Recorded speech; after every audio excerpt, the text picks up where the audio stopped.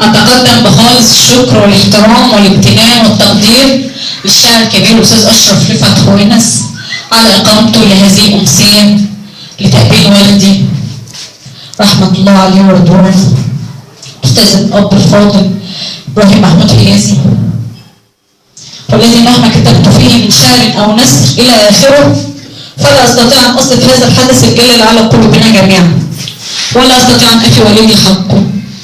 دعي الله عز وجل له بالرحمة والمغفرة، وبشكر من كل قلبي السادة الحضور بكل من وقف بجواري في مصابي هذا، فجزاكم جميعا كل خير، فمن لم يشكر الناس لم يشكر الله.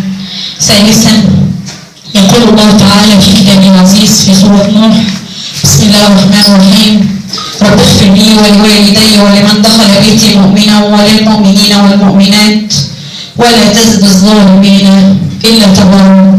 صدق الله العظيم.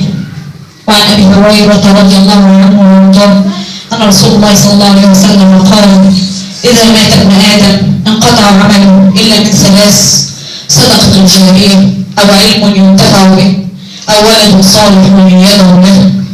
رواه مسلم. أسأل الله عز وجل أن أكون خير خلف لخير سلف، وأن يتغمد والدي برحمته ورضوانه، وأن يسكنه فسيح جناته، ويجمعنا به في الفردوس الأعلى. اللهم آمين إن شاء الله. وبالفعل إن الموت هو الحياة الوحيدة في حياتنا، والتي إذا أدركها جميع البشر وتداركها لازالت كل الصراعات القائمة بين بعضهم البعض الآن. فوالله الذي لا إله إلا هو إن كله إلى زوال.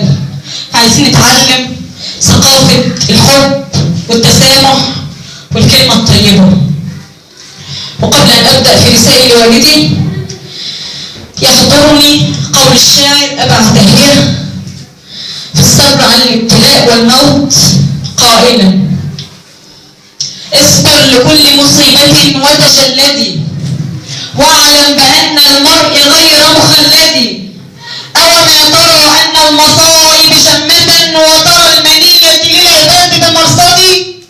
ما لم يصب ممن ترى بمصيبة هذا سبيل لست عنه بأحد. وإذا ذكرت محمدا ومصابه فاذكر مصابك بالنبي محمد عليه الصلاة والسلام. قصيدتي في رسالة بابا الله يرحمه.